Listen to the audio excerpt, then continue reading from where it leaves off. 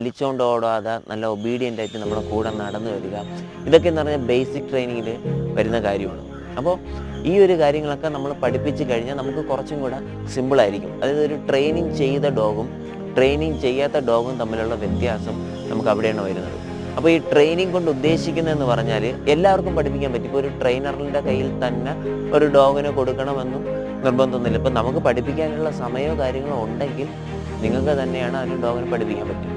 പക്ഷേ ആ പഠിപ്പിക്കുന്നതിൽ മെയിനായിട്ടുള്ളൊരു കാര്യം എന്ന് പറഞ്ഞാൽ നമുക്കൊരു സിസ്റ്റം ഉണ്ടായിരിക്കണം.